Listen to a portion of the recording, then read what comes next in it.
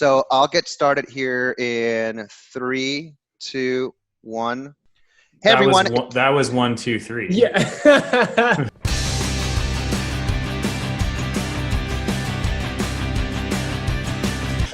You know, it's so funny. I'm going to have to restart that over.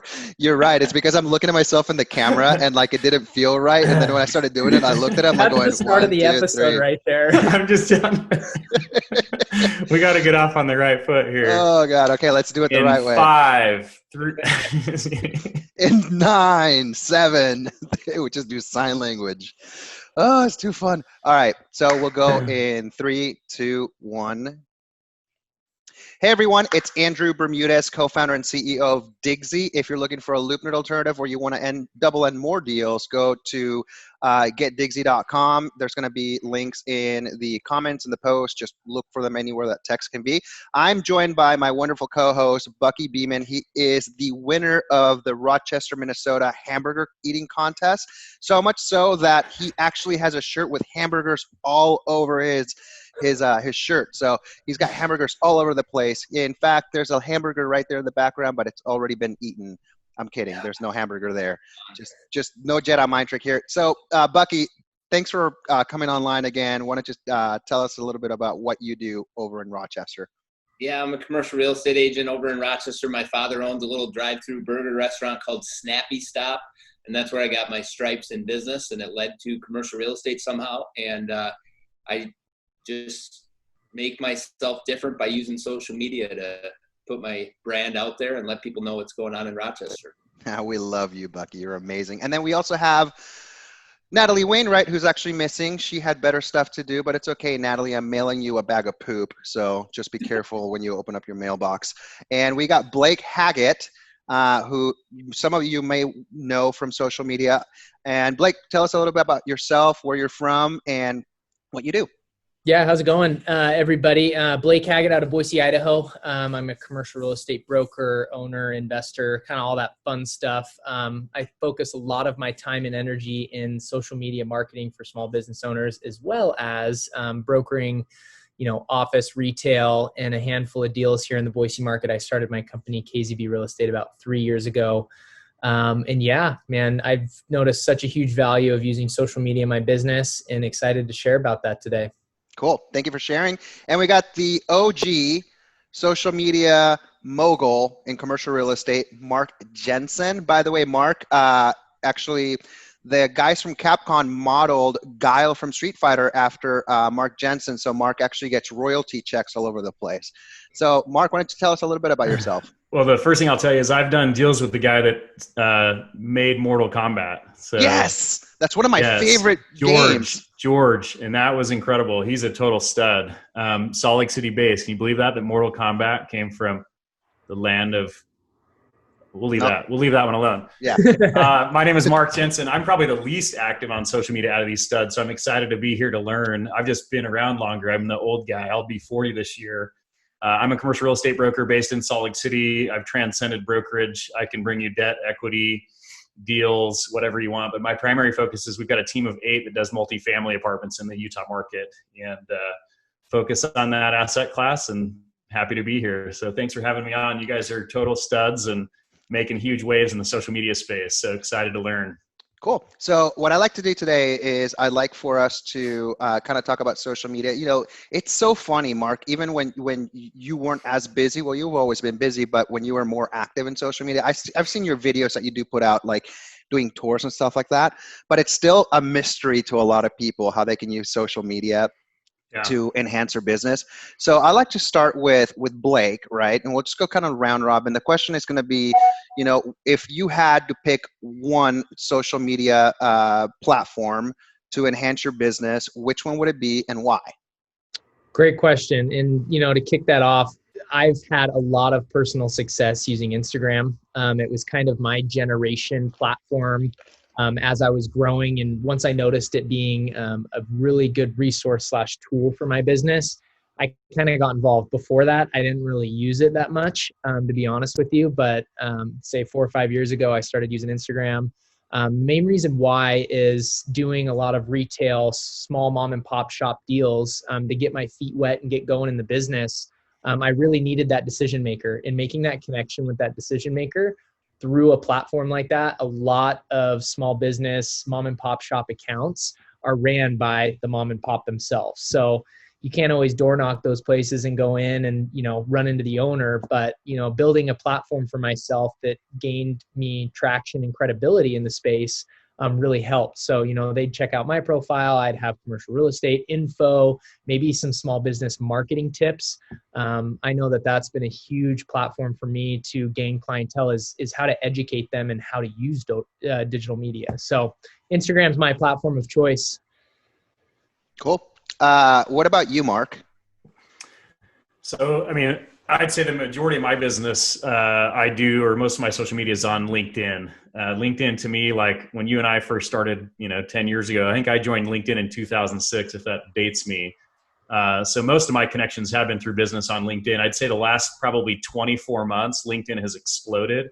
I think it's like that generational growth. Like before, I always joked that I was looking for, kind of wealthy older individuals that own commercial real estate, and they definitely weren't on LinkedIn. However, now the next generation that's running those businesses and doing those development deals, running family offices, running funds in New York, a lot of them are using LinkedIn to source potential brokers or potential deals in specific markets or to learn about those markets. So my connectivity and use of LinkedIn has driven quite a bit of the value, in my opinion. I wouldn't say it's led to specific deals other than one I can talk about where he actually followed me on LinkedIn and called and said, "Hey, would you sell our building for us?" But I guarantee you that we're early in that cycle. And if you're not in real estate, social media is the real estate of the internet. And if you're not, sort of putting your stake in the ground and making your claim and taking your niche, you're missing the boat. So. Cool. Bucky, I'm really interested to hear if you had to pick, one platform and why from you, because you're on everything. I think you're like on the next platform that we haven't heard about, maybe some like something like out of like India social network or something. Yep, just already claiming my stake in whatever app that is. So love it. I love Instagram, but Blake, as you shared it, I just think about YouTube, and I think about the real value in YouTube is not necessarily trying to become the next vlogger per se, because that's tough. I think it's claiming your stake on YouTube as a local expert by using the descriptions properly, by collaborating with businesses and in the title naming those businesses, because as we all know, YouTube is owned by Google. And so when the consumer, someone coming from outside of town, types in your community in the search bar of Google, there's a chance that your video will pop up if you properly put the descriptions, put addresses of properties. I just think it's, in our field, extremely underutilized because everybody thinks they got to be a vlogger or a movie star, and it's so not true. Yeah, that's true. Lucky, because like, holy smokes, I didn't even think of that. That's we're all here to learn too, right?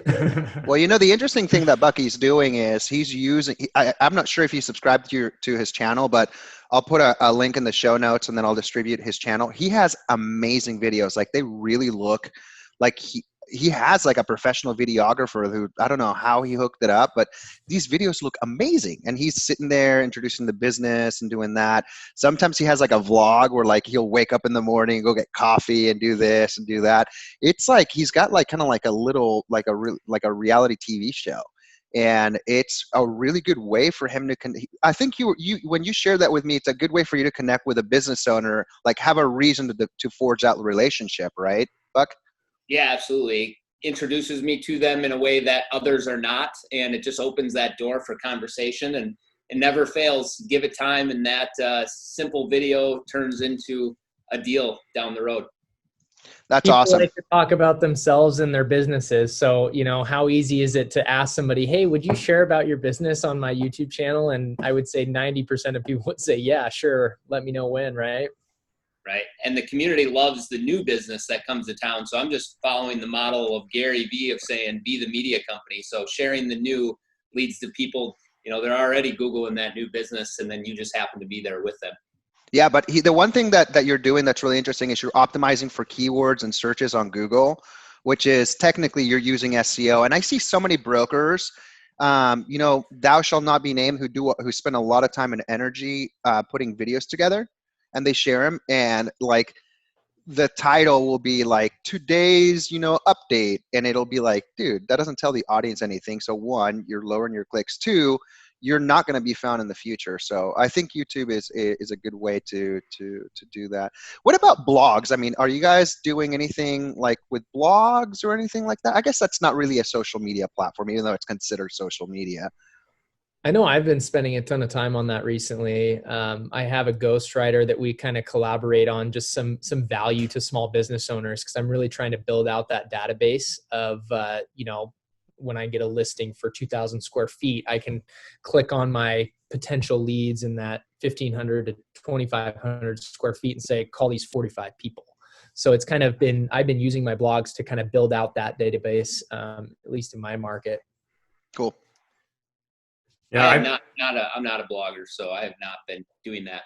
I kind of started in 2012 when I started my website and blog, but my problem is I mean, I don't know. I wouldn't say that what I do is super sophisticated, but a lot of it, I just don't know what people want to hear about. I mean, my audience are people that are buying and investing in apartments, and there's a lot of data out there. I don't necessarily want to compete with it, but I have had people that have gone to my blog and read some of that stuff. I've done 10 episodes of a podcast, and I started the podcast more for leverage, Blake, which was like, if I got constant questions about something, I was trying to get super efficient a couple of years ago by saying, hey, thank you so much for your interest in our market. Here's a link to, why Salt Lake. And it's a 45-minute podcast I did with these 6 people. Or, people are asking about, I don't know, just different things. It was just a way for me to say, hey, you want to know about opportunity zones? I interviewed like the legend, the guy that, helped write this stuff. Go listen to this guy, and then let's connect, just as a way to kind of offset my time so that I can focus on business generating things and adding value to my clients. So I love that concept of building your database out. I think that's super smart because it becomes a tool. It becomes a marketing piece. I mean, it's brilliant that you're doing that.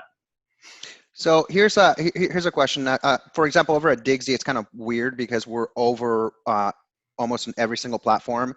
We're on LinkedIn, we're on Twitter, we're on Instagram, we're that. And it's kind of interesting for us because mainly the individuals that we target are people in commercial real estate, like brokers, commercial real estate professionals, owners, etc. Whoever needs to market commercial real estate property or needs to generate leads for commercial real estate services or properties. So we found LinkedIn kind of has crossed the chasm, but at the same time, there's a good group. For example, Bucky, you, Mark, and Blake, and you got Melissa Alexander, you've got Casey Flannery, you've got Linda at the Broker List. We have a bunch of like tightly knit individuals on Twitter too. But can we kind of discuss where each one of you think where Twitter is at, where TikTok is at, where LinkedIn is at? Like, what's your perception of where each one of these platforms is and whether your target market's there? So like, for example, Bucky, you do a lot of stuff on Twitter, but is your target audience like the building owners and the prospective people, are they on LinkedIn, or I'm sorry, are they on Twitter, or are they do you find them in a different platform to be concentrated in? I guess my question is Twitter your location? If it's not, like, what platform is your audience in? I think it can change for individuals depending on how they use it and what conversations they're having on the platforms. But for me, Twitter is definitely where my CRE community is.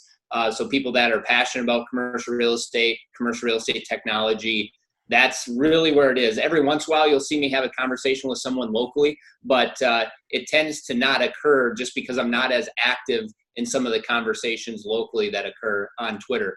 LinkedIn for me, I would say, is the older professional that I go to a networking event and they happen to be the banker or the car salesman or somebody that is kind of that older professional in sales in a different industry. And I hear the comments from them of like, keep up the great work on your videos that you're putting out there on LinkedIn.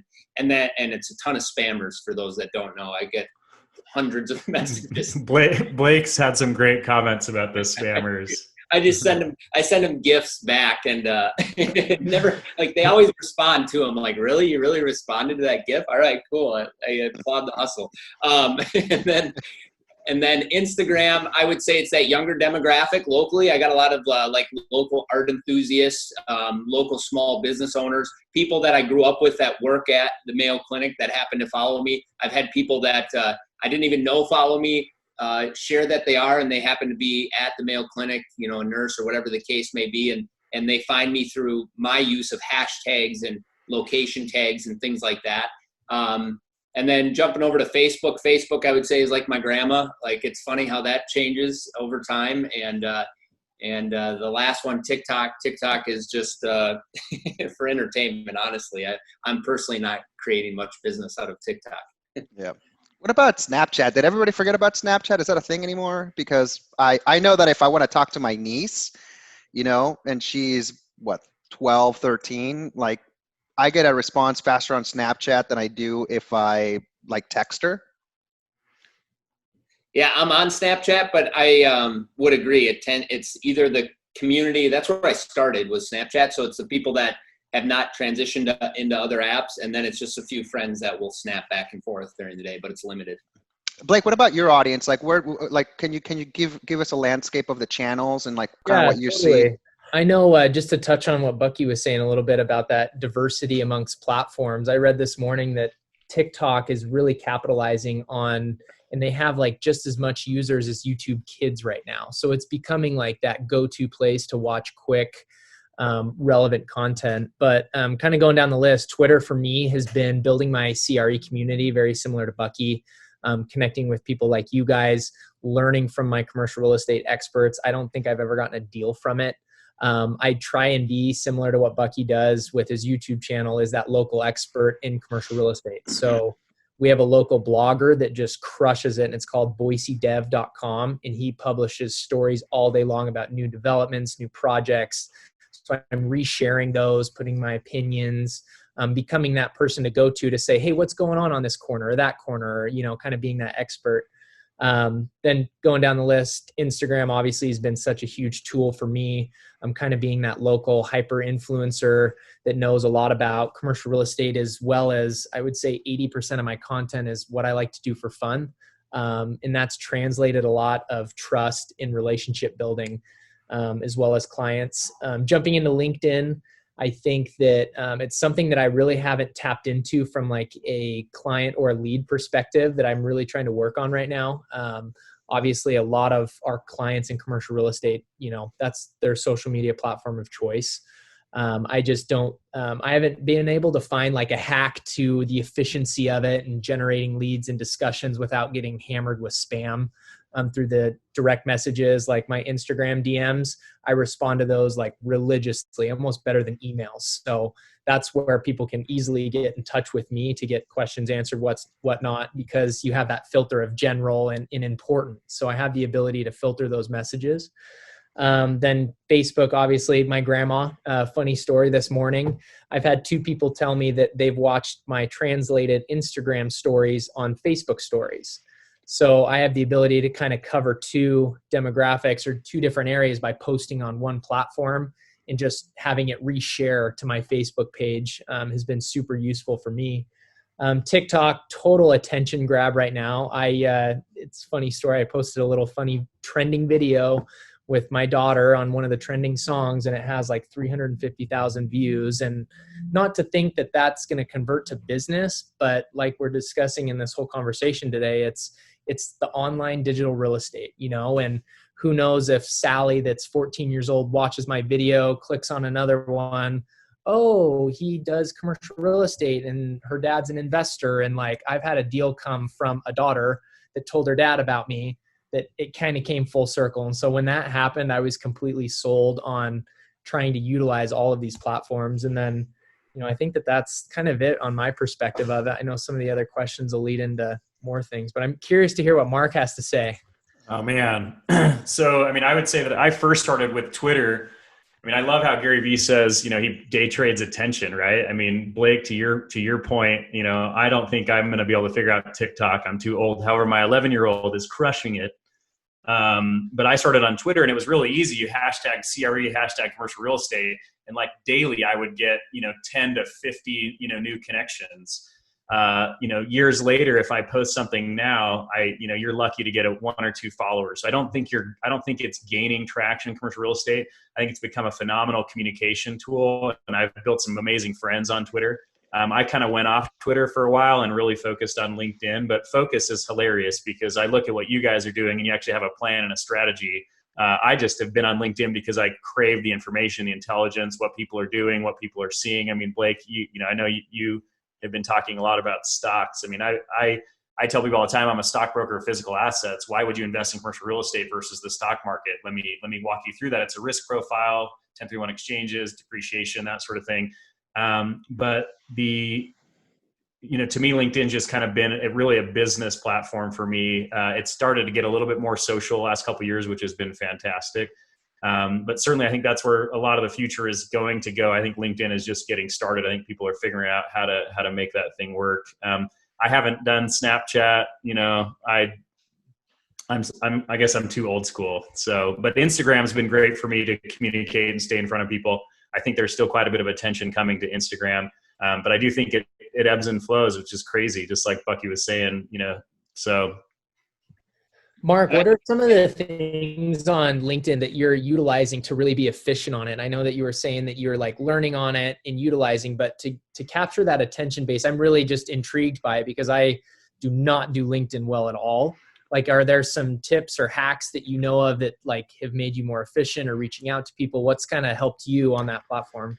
Yeah, great question. I mean, I'd say what helps me is everybody's on LinkedIn that I need to connect with. And so since I've been on LinkedIn for so long, what's ironic is that like I've usually connected to them somehow and I don't even realize it. Guys that started at companies that were just young analysts have now gone into acquisitions or dispositions, or they've started their own companies. And because I've sort of been there, I mean, I wouldn't say that LinkedIn or being on these platforms, actually I'd say modern times it creates transparency and legitimacy.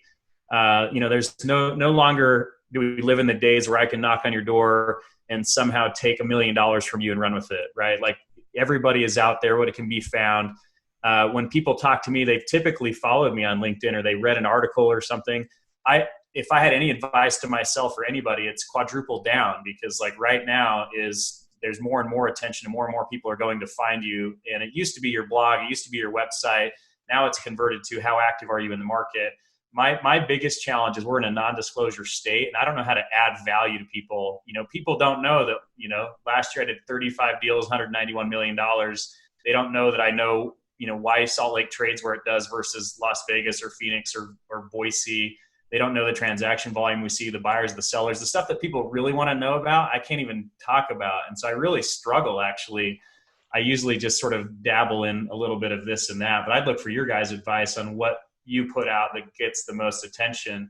For me, if I talk about, to your point, something real time and active in the market that's really interesting, like Zions Bank just signed a 400,000 square foot lease at View 72 with Gardner Company. I mean, that's a game changer for the Central Valley and the market. When you post stuff like that, I feel like you get a lot of attention.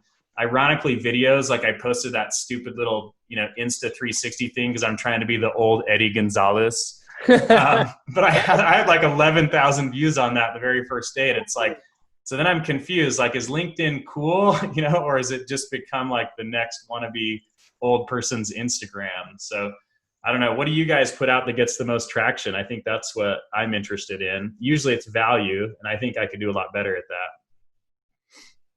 Yeah, for me, it's the staple of the interviews with small business owners and the new business. And that, by doing that, it has led to opportunities. I just recently got contact from a broker out of the Twin Cities that had an opportunity in a smaller Southeast Minnesota town. And he liked the way I was storytelling. And he said, this property is going to need that type of storytelling aspect. So we're coming together to market this property. That conversation led to 3 other conversations. And, we're just starting that relationship. So it's those interviews.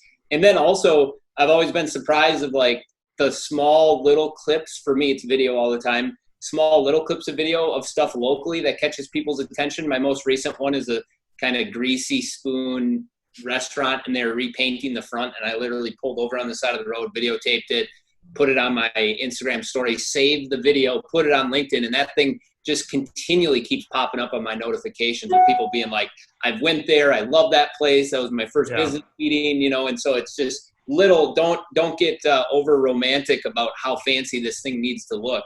The simple stuff can work. Hey, Bucky, so where are you? So you're dropping these videos on Instagram, then LinkedIn. I mean, where can you go over the process and like what? Because you do a lot of video, but where do you find like that you drop these videos to get maximum, viewership and also return? Like Yeah. for example, this property that you're mentioning. Let me just crystallize a question. Like this property that they're mentioning, that you need some story telling. Like, what is that person you're working with? Like, how do you get something like that, like a storytelling in front of people where you think, hey, this is going to help market the property? Right. I'll try to go fast because I feel like I could talk about this for a half an hour. So it starts with stories on Instagram, for example. For me, it was Snapchat. And then creating consistent stories on a weekly basis. Stories are pictures, videos, or word that you're putting out that lasts for 24 hours on an Instagram, and then it goes away. And so it starts with that. And then saving those stories, individual clips, and then repurposing them for other platforms such as Facebook, LinkedIn, Twitter. And I got down to making I'll call it show. It's called the Market Update every single Thursday on my stories. And I do it religiously and have been doing it religiously for like 3 years. I don't miss a Thursday. If I'm gone, I get one of my coworkers to do it and they log into my Instagram account.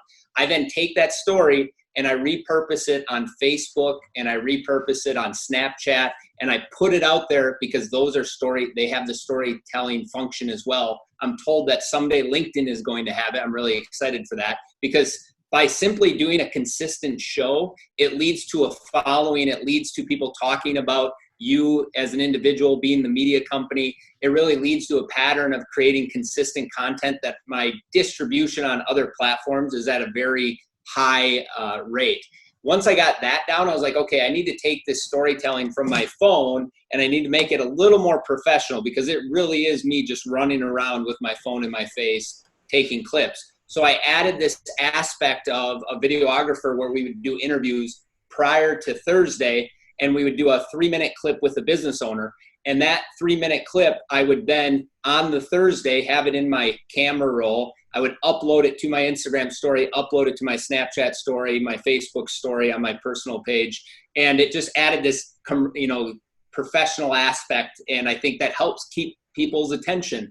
And then I take that 3-minute clip and I put it on YouTube. I put it on Facebook. I put it on LinkedIn. And I mean, it's a lot of work. I put it on my Instagram TV and it's out there to live forever. And that continually builds that following. So to summarize it, that's kind of how I do my distribution. It's a lot of work, but I'm telling you, it pays off. I saw a message here on Facebook this morning. No idea who this person is. I want to talk to you about selling my commercial unit, it says. And it's like, okay, sounds good. Let's chat about it. So Go ahead. Works. That's awesome. Blake, so it sounds, hold on, let me just crystallize this really quick before so I want to make sure this is valuable to the audience as well. So your entry point is Instagram, and then you go to Facebook, and then you LinkedIn. Is there a particular pattern or sequence, or is it just random? We can't hear you. You're muted. He got super excited. Like his mic panicked. I can get into the details. It starts with Instagram, and then from there, it's saved to my camera roll. Facebook, if you go to the Messenger app and you try to upload to your story, you can't do multiple clips at once. So if you go to your actual Facebook app, you can select multiple clips, I think up to 15, and upload it to your story. So when my story on Thursday has 40 clips, 30 clips, like I need that function because otherwise I'm sitting there late at night trying to upload. So there's You can grab that. Let's hear it. Do the deal. Let's go. And then same with Snapchat. You can select multiple clips. So on Thursday, I'm doing Instagram. And then from Instagram, I am then uploading to those other ones by selecting multiple clips. Got it. Cool. And so let's talk about, did any of you have anything to input about that question? Because I want to overlay and kind of pivot for a minute because I get calls from young brokers and all they're doing is posting stuff on LinkedIn and Instagram and Twitter. And I think that's awesome. But I also warn them that you need to be careful about what kind of audience you drive because like I only have so many hours in a day. I'm a little bit ahead of Blake. I have 3 daughters. But I part of the reason I don't triple down or quadruple down is most of the people I get that are contacting me, like, I don't know how to monetize my existing network. I mean, that's something that everybody wants to do at some point. I don't even mean to, I mean, I'm not even talking like, I'm not going to sell books or anything like that. I just don't know, unless I crowdfund through my network, I don't know how to monetize or add value or take advantage of the group. I mean, with you guys as posting as much as you do, I mean, how much of the interest that you get and the questions that you get, take away from your ability to grow and scale your business? And I know that's probably a bad thing to say, but there's a lot of young brokers here that literally call me and they think that to start out in commercial real estate, you jump on, social media. And it's like, it's never driven value for me. It's for sure the long game. It's for sure notoriety. It's for sure, what's the word? I mean, you're looking to grab attention. I pitch less because of, if there's one thing that I can say about LinkedIn and my execution on LinkedIn, even though it's been limited compared to, some of these other awesome guys on here, but it allows me to pitch less because people will call me and they'll have seen me before, done something before. So it's not like I have to compete as often with other brokers. They kind of know where I am and what I do.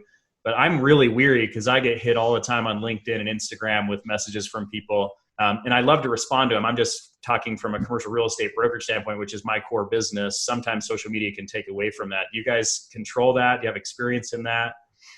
To answer that, Mark, and just, I think that what you're discussing is that demographic. I mean, when you're selling apartment units, you're really working with that very sophisticated investor, someone that's most likely owned multifamily before, I presume, So, I would look at that if that was my main core of business. Oh, obviously I would not use social media as much. I'd probably be way more niche focused on LinkedIn, value about this, rate of return on multifamily, whatnot. But when I'm targeting like small business owners, I would say that, I don't know how familiar you are with Beth Azor, but she says that 75% of her business comes from Facebook Messenger and just posting on Facebook. And I'm, looking at Facebook, like it's so outdated. I think that, I spend the time and I've seen a tremendous ROI from it because I have the ability to keep in touch with that referral base. I do, the first deal for this Boise juice shop, and now we're on, deal number 4, but they've also referred me 3 deals along the way. And I'm always engaging with them on social media. It's really hard to hammer down that exact ROI, but I think you're 100% right when it comes to these new brokers getting involved. When I first got in the business, I did property management for about 4 or 5 years. So I learned the ins and outs of it. And then I jumped into brokerage about 4 years ago. And right when I did that, I said, I need my CCIM. I need to get educated because nobody that's qualified in this business is going to respect me at the age that I'm at without any sort of credentials. So that, I hammered that out the first 3 years. But on top of that, I documented the story to an extent. I wish I would have done better of saying, hey, this is what the CI 102 class is about. And this is my experience. And I'm in Las Vegas for it and whatnot. And so I agree with you 100% is I think you need to really be hyper aware of what and why to use social media for the business. I think it's a great resource and tool if you know how to use it right. I don't know how much you know about me, but when I first got on social media, I did lip sync videos for about a year. And consistently for 90 days, I do a lip sync every single day. And that's how I kind of got it, springboarded me. And to touch on what Bucky's been saying is that consistency of something that people will come back for or want to see. Now Instagram has this thing on it where if I try to lip sync something, it offsets the song. So I can't do them anymore. So maybe I need to start on LinkedIn again. But that's just my perspective. I think you have a really good insight on that, Mark, because you have the history in the business that Bucky and I don't have. I mean, 20 plus years in the business. And it's you're looking at, how to use this as a tool, but at the same time, you want to be cautious of your time. I mean, but at the same time, your answer is exactly what I was looking for, because you getting your CCAM and you wanting to learn and you grinding it out on the property management side, that's the piece that I feel like so many of this next generation is missing. You gave respect to the industry. You wanted to hone in your craft. You wanted to learn, and then you're using social media as a way to document that and grow your network and grow your just the base level of it. Yeah. So that tension, when I first got involved, I was like, when anybody searches commercial real estate online, I want my face to come up first. So how do I do that? And I can't tell you, I've spoken that's awesome. 5 to 10 panels, and and obviously I'm growing in the face of commercial real estate online, and like all of us are. And I think that there's a higher purpose to that. Yeah, maybe there's not an ROI to deals, but guys like you and I get to teach those younger brokers and say, hey, look, I know it looks like all we do is social media, but this is the hard work that we put in at the start and through our careers. Like, it's not like we just sit around on Instagram all day or LinkedIn or whatnot. We actually do business too. So I love that. What I would add to it is, like Blake said, he wants to be who pops up when someone looks up commercial real estate. And I would say, I want to be who pops up when someone looks commercial real estate Rochester, Minnesota, when someone looks up business Rochester, Minnesota, when someone looks up I'm starting a business Rochester, Minnesota. And the clearest path to doing so is creating content around that in your market. And then by doing so, you'll pop up on Google, on Facebook, on Instagram. And by doing that, you're becoming the media company, which leads to, and it's the Gary Vee model, opportunities. The next piece of content will open up that door that you never had imagined. And as we have consumers adapt to technology more than they ever have in years past, that's where they're starting. And that is where you need to be found. And so we're all trying to become the guy or the girl in something. And you just have to recognize, okay, if you're the apartment guy in Idaho, go deep in that and really try to share content about that. Because I believe as time passes, it's going to be more difficult to become that guy online because someone else will take it. Some other gal will take it. And so the time is still ripe. And we've been saying this now for flipping 10 years, I feel like. And this time is still ripe. Like it's still not being done in all these markets. Yeah. We take it for granted. It's not easy to, first of all, being a commercial real estate professional, you are a hunter, you are a nurturer, you are the marketing department, you are the sales guy, you are the sales VP, you're the strategist, you're the social media marketer. There's so much to do. It's not like they teach you in commercial real estate school, like how to become like a company of one inside a big company. Literally you're competing against your peers when you're at a brokerage firm or a commercial real estate organization. So it's just a lot to do. And I think part of, a lot of the stuff that Blake, you, Bucky, Mark, and all of us put together is kind of create a little bit of clarity and just clear the path a little bit just so that somebody understands okay, now that makes sense. But you're right. It's been over 10 years and, you still don't see, the commercial real estate broker in Irvine, California, right? You don't see that. And I think you're right. But it's one of those things like Gary Vee says, I got into Google AdWords when it was 10 cents and that's how I made all the money for the wine business. But as soon as, everybody starts going in there, demand goes up and prices go up and you're going to go find the next thing. So I think it's a lost opportunity for a lot of people. Let's talk about this. So I'm going to have, unless you guys want to chime in something else, it's kind of like my last question. So people go, okay, we've kind of shared what the different media platforms are, what each one of your styles is, who the audience is. Now, when somebody joins, and let's say they want to double down on LinkedIn or they want to double down on Instagram or they want to pursue multiple avenues, if they just start posting stuff, then it's like throwing a party in an empty warehouse and nobody knows where the location is, right? So how do you get found and how do you grow your audience, meaning your connections or your followers, etc.? Bucky, how do you start growing? Do you have some tips as to so that actually you start posting content and sharing things and actually get seen and get followed? Yeah, using hashtags, using good descriptions in every platform helps. I think that number one, though, is actually going out and communicating with others that are already on the platform and adding value, adding your 2 cents to those individuals so they come back and look at what you're creating. So I think it's a joint effort of not only just beginning to post and put proper descriptions and hashtags and so forth, it's going out and having conversations. When you go to a networking event, are you going to meet anybody if you just sit in the corner and wait for people to come up to you? Heck no. You got to go out and shake their hand. You got to say hello. You got to tell them what you do. They'll tell you what they do, and just look at it that way of on these platforms. You got to go out and shake their hand, or now in today's world, give them the elbow. The elbow. So he's putting the social into social media. That's pretty awesome. It makes sense, right? Just the digital version of it. Blake?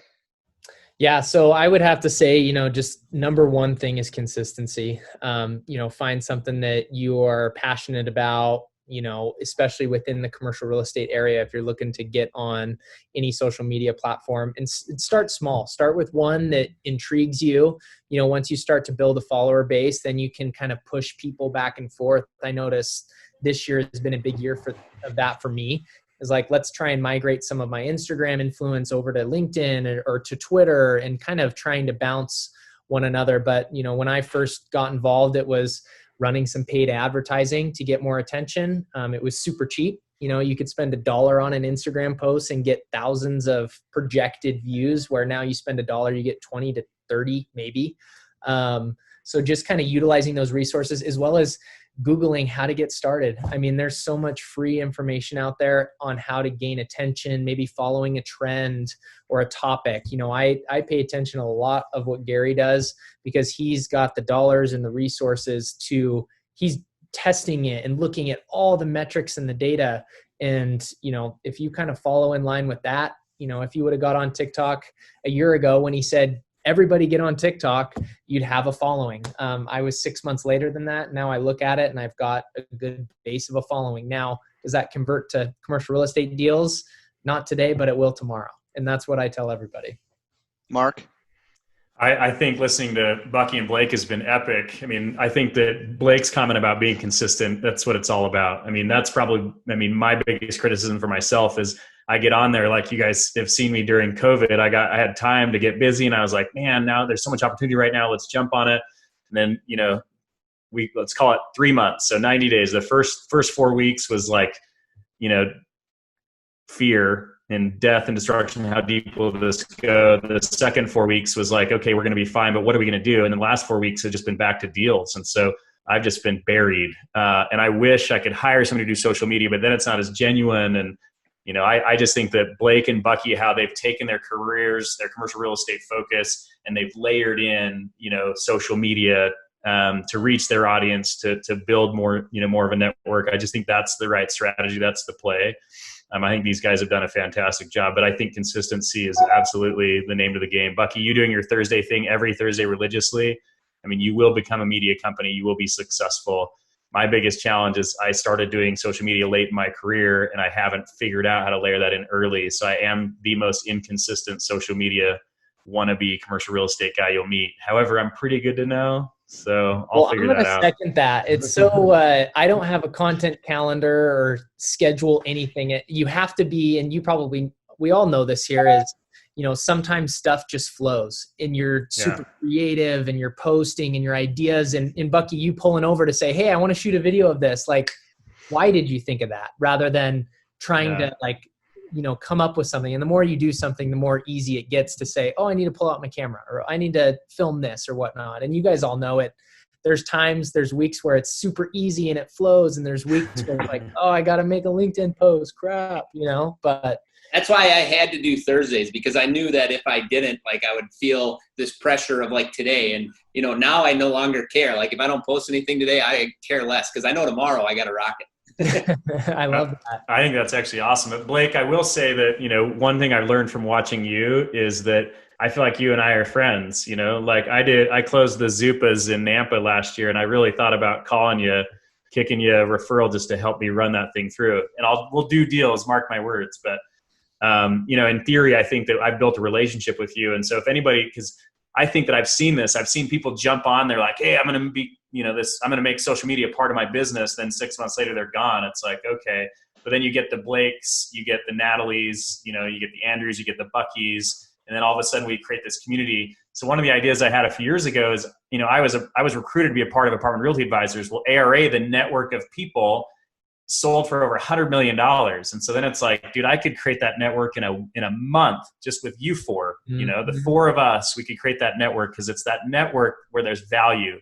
And the minute you start connecting with people that do the same thing that you do, and I think that is what's increasing in social media, is it used to be like, well, I'm in commercial real estate. Well, me too. Well, there's, 57 subsets of that.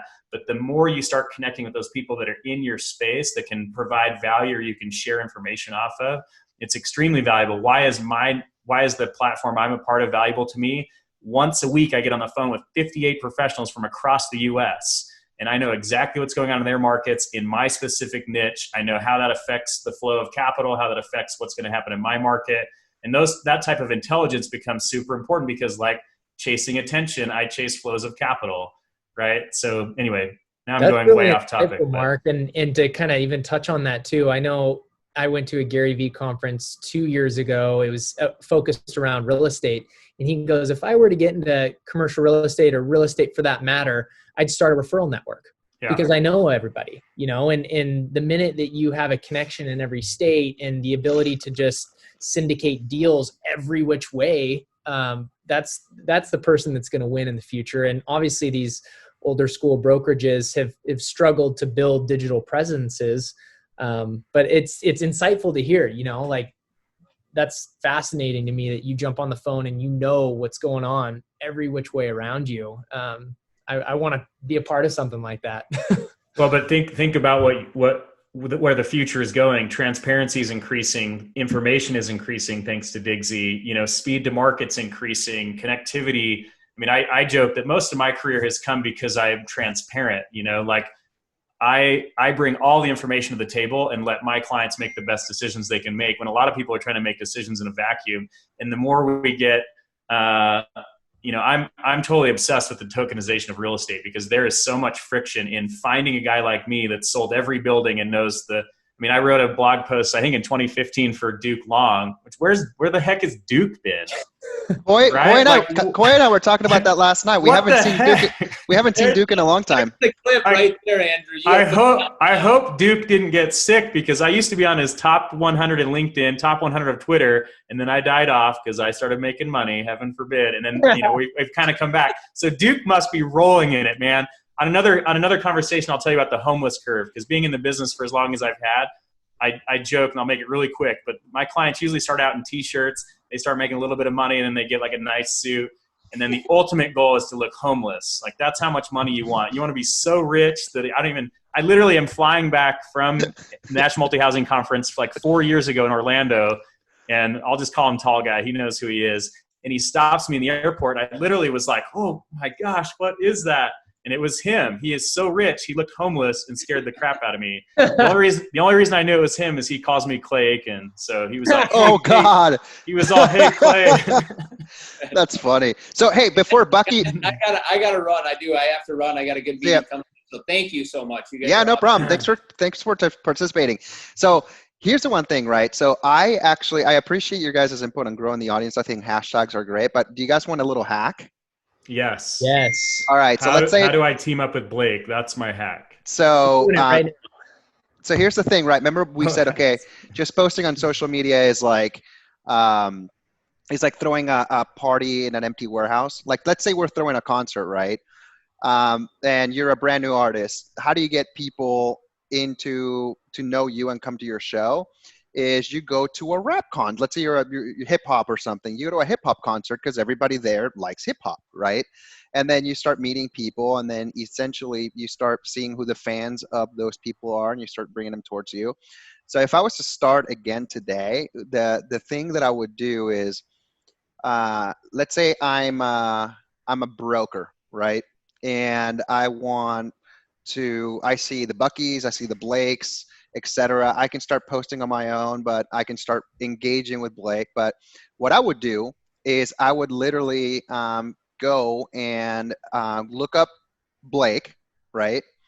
And then I want to network with other commercial real estate brokers. I would go to his followers and just start following everybody that he's following or that's following him, because now people will see me that I'm adding. So like, it's kind of like, hey, I'm here. Hey, I'm here. Hey, I'm here. And usually for every 10 people that you follow on like Twitter, I'm not sure if it's the same on Instagram or different platforms, but it's about, 3 for every 10 that you follow, between 2 and 3. So if you want, 20 people following you, then you just do the math, right? You just basically go, okay, so 20% is going to be following me. So I just do that, let's say 3 or 4 times. So that's like the thing that's interesting. Same thing on LinkedIn, right? Like you can buy Sales Navigator, or you can actually go and let's say your audience is apartment individuals, right? So what better way than to identify, the companies that you're looking for, and you can do this on Sales Navigator, which is the paid version. You can also do it on the free version. And basically, you look up all your connections. You look up the specific company, second degree connection, right? And then you basically start following you start adding everybody at that organization. And you can even target by title, etc. So now, when they add you, you don't have, not everybody has to accept you. You can just add them and not add a note. Some people will look and go, oh, yeah, I want to connect with this broker. And then all of a sudden, like, you start putting a post, like something random.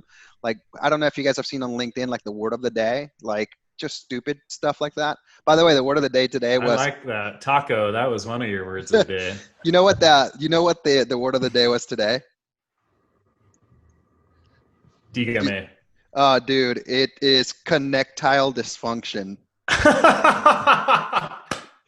And here's what it means. Okay, so oh my gosh. Okay, word of the day: connectile dysfunction, meaning the inability to gain or maintain an internet connection. I just figured you were talking about brokers over the age of 40.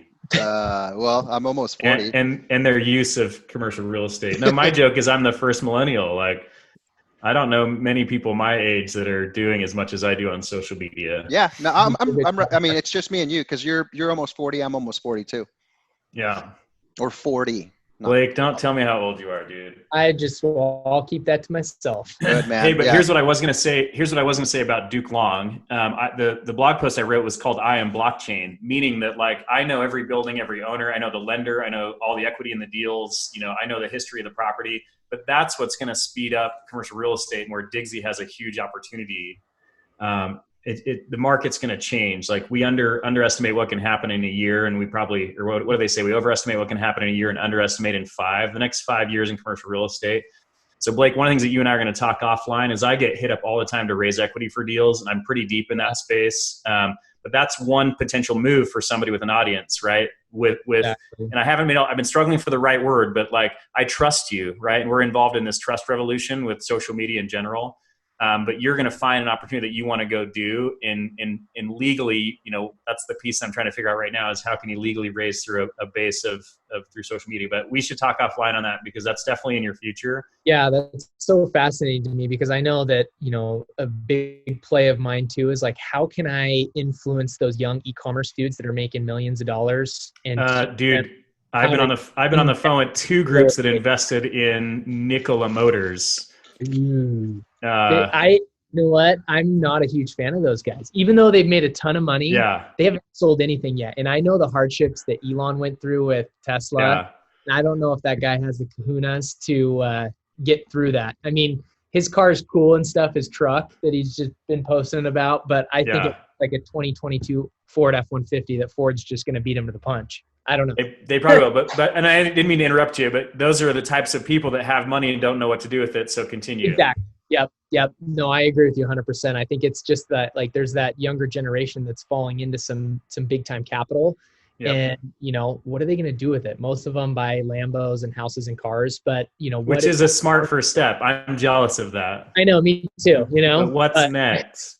we know commercial real estate is like that long-term play. So we're generational wealth. Even though we could afford it, we hold back, That's hilarious. Well, we should for sure continue those conversations. I'd love to chat and get your thoughts. Yeah, totally. So one last question before we wrap up.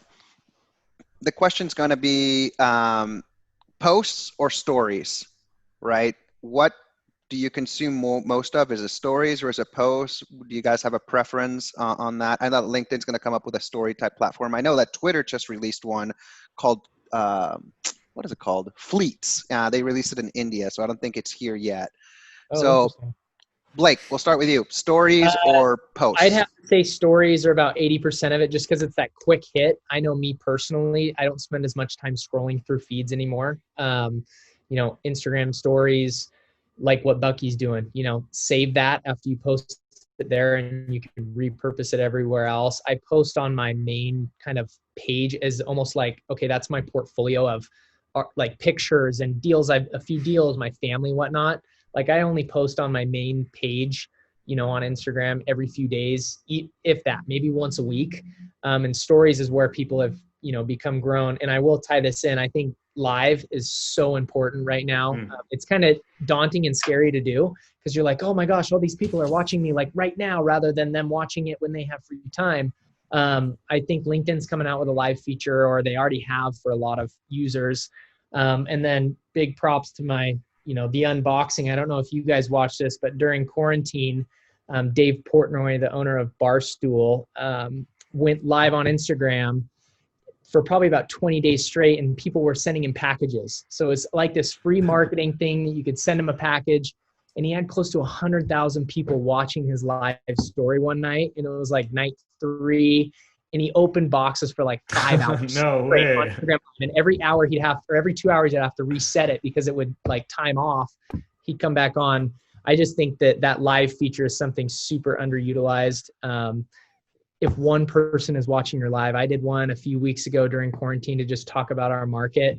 Maybe I got 4 or 5 people watching, but I can't tell you when I reshared that live, posted it as a story, how many questions people would watch it and ask me, say, hey, what's going on with this in the market? And what do you think about commercial real estate? Are the values going to go down and crash? And, it just created this source of content that I found really valuable.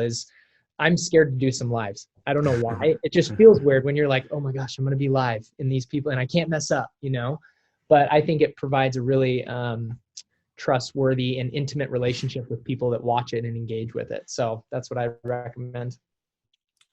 Mark?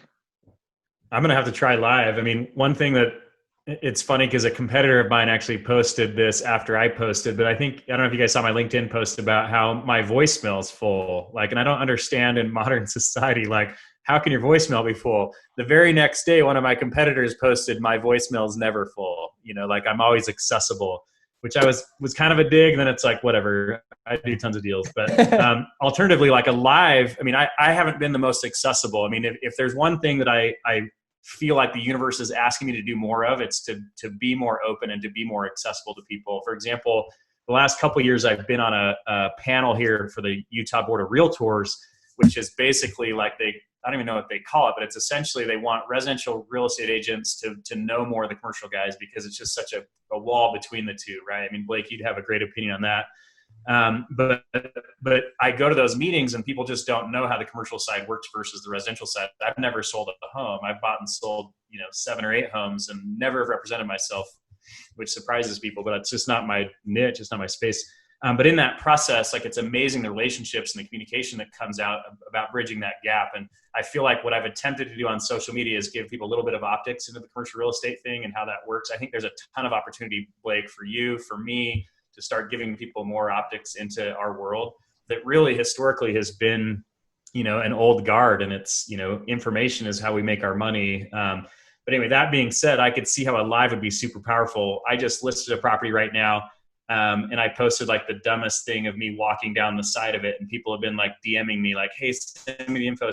So I think the other thing that you have an advantage of, Blake, is that you can actually go to listing presentations and say, you can hire them, you can hire this lady, but you can hire me and I have 20,000 Instagram followers and I'm going to do an Instagram live tomorrow. And here are the results. When you can actually start tying your following to deliverable results, that is going to be unbelievably a game changer in your space. And you're one of the first people that's cresting through that, right? Which I think is epic. And so I want to explore some of that. It's so interesting because it's when I sit down at a listing presentation, I want to see, guess how many impressions you're going to get tomorrow morning. 100,000 people are going to see your listing. That's my goal, to be able to say that, so it's capturing the data, quantifying it, making it look presentable. So it's in a 2-page thing that a 65-year-old investor can look at and be wowed by it rather than think, oh, what's this social media stuff? And that's where my long game comes into play is 10 years from now, Brandon that took over his dad's, family shopping center. He goes, oh, I know that guy. And he can do all this for us. So I think it's a mix of all. Interesting.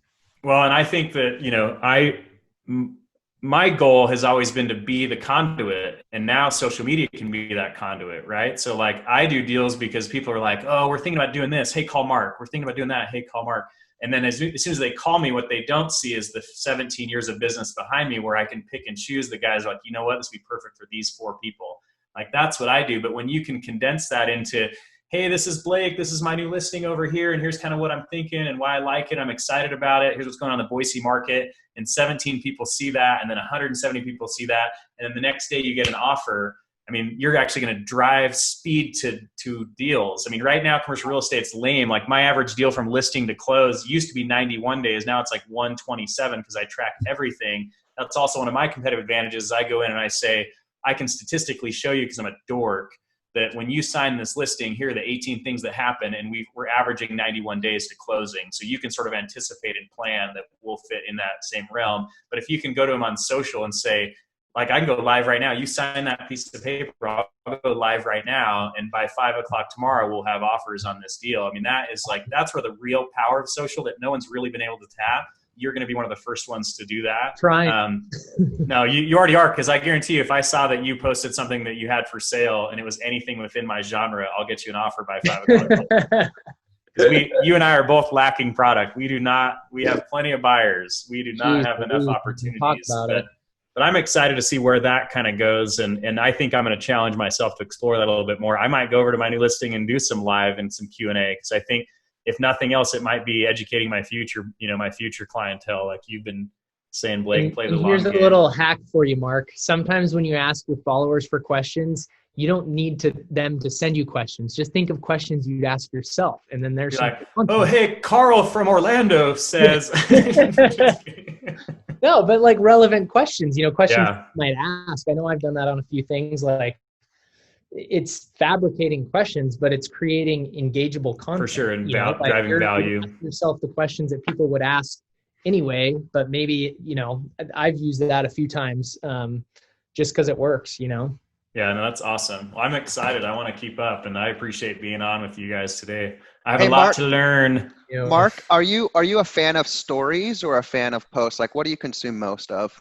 So I think when I'm in deal mode, I scroll through LinkedIn to see what's up. I mean, like, what companies are going where, and who's buying and investing where, whatever I can pick up. And the nice thing about LinkedIn is, because I've been on it for so many years and connected with so many people, I feel like it's almost like a stock ticker. Like I know what's going up and what's going down. And like I said, I chase flow of capital.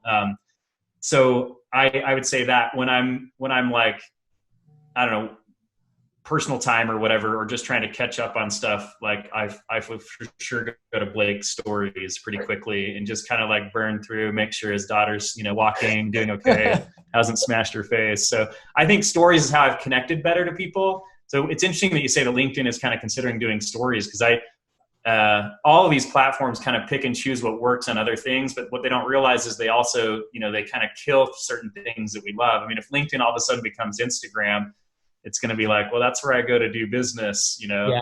But I'm also looking at LinkedIn when I'm going to the bathroom. There's something wrong. So, Blake, Facebook stories, is that used like as much as like, or people just post? So if I post the same thing on Instagram that I do on Facebook, like I have it cross post. So every time I post an Instagram story, it goes over to Facebook. Yeah. I would say that, 20 to 50 people will watch it on Facebook. And in the past couple of days, I've had 2 people refer to my stories, and I'm like, oh, you saw that on Instagram? And they're like, no, on Facebook. Like, got it. Oh, it's kind of interesting to me, because they've all been 50 plus. So I've kind of recognized that as, maybe that's, and then I also do have a marketing guy that does all my advertising on Facebook in the back end of Facebook and Instagram. I just think that it's something that everybody has to pay attention to, just because of, similar to YouTube and Google SEO.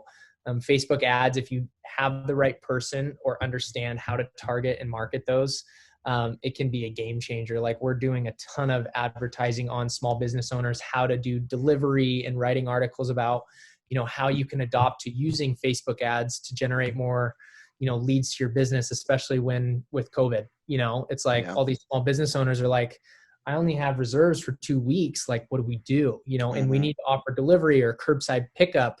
How do we do it? And so I've, had a lot of attention on 2 blog posts I wrote with my marketing guy on how to set up a Facebook page and how to drive traffic to that page to help your pickup. I don't know a ton about the back end of Facebook advertising. I have my guy do a lot of it. I just give him the context of commercial real estate, what we're trying to accomplish. and he does that work for me on kind of a consulting basis for me. Cool. That's pretty So, awesome. Smart. All right, guys. So we'll just wrap it there. I'll let you guys go. Mark, you stay on a little bit. 1, 2, 3, 5, 4.